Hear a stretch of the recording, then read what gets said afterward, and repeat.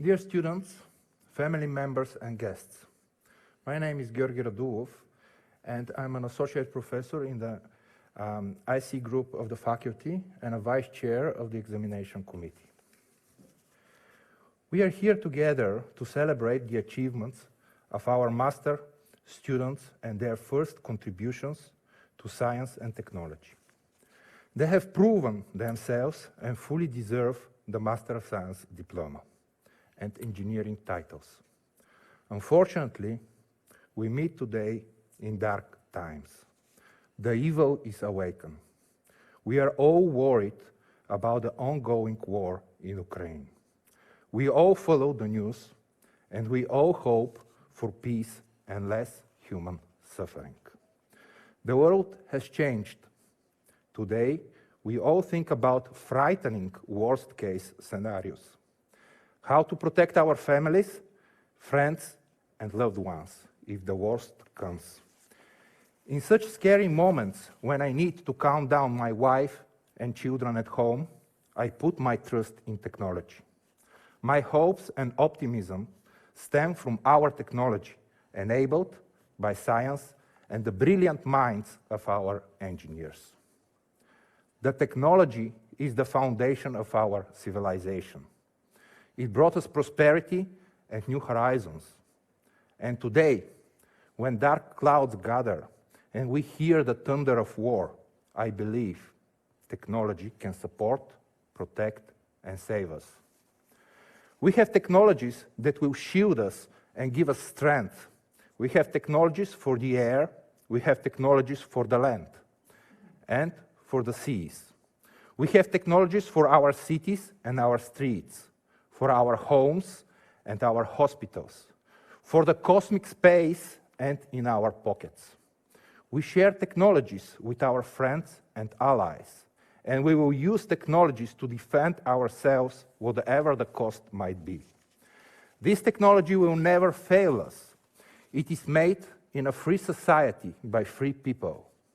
These technologies are no miracles, not given, not commissioned by mad dictators, nor products of propaganda. These are results of deep understanding, creative ideas, hard work, and many years of development. Free, critically thinking people make our technology. People who start with small steps, small projects, but inspiring goals and ambitions, like bachelor and master graduation projects in our university, in our cooperation networks with our most advanced industrial partners. Today, we acknowledge the achievements of these first steps.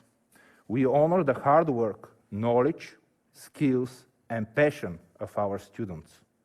We celebrate the next generation of engineers, inventors, and scientists who create technology that benefits us all and protect our way of living, our values, and our freedom.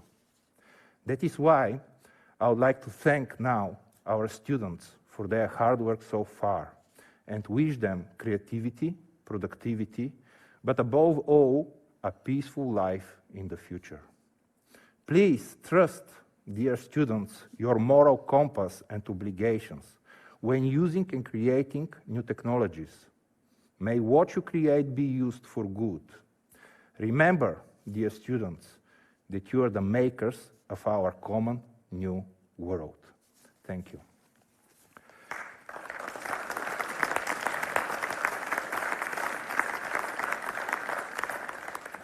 Now I would like to invite you to see together a short presentation film about our faculty.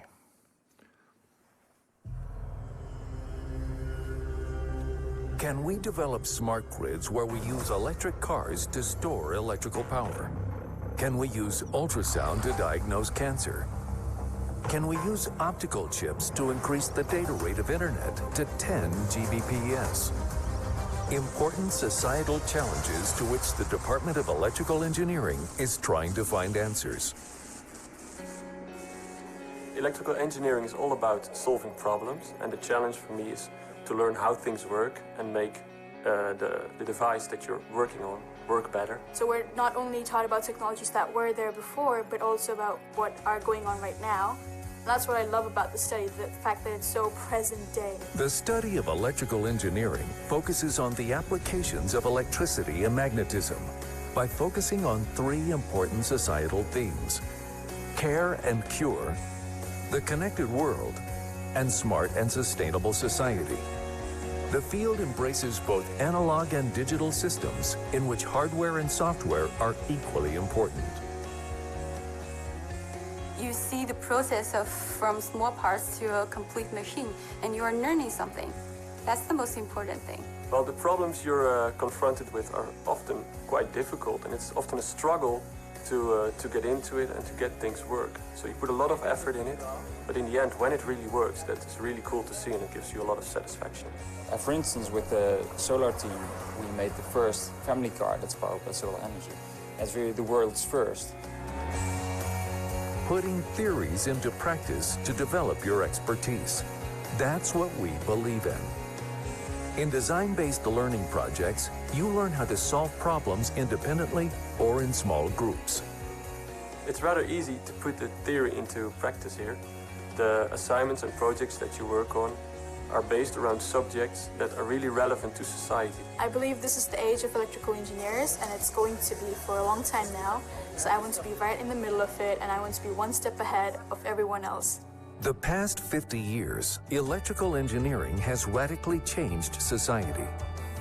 No other discipline had such an impact. During the next 50 years, an even greater change is expected. With larger connected systems and increasing complexity, the demand for skilled electrical engineers is still growing. The region, Eindhoven, is great. There are a lot of opportunities, a lot of cool companies that are really very close by.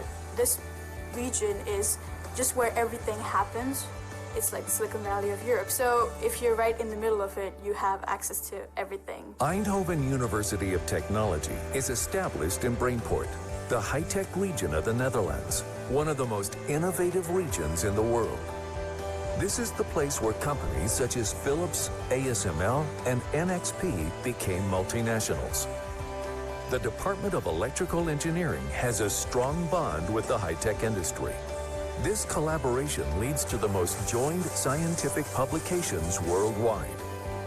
Start your international career as an electrical engineer. Choose Eindhoven University of Technology, where innovation starts.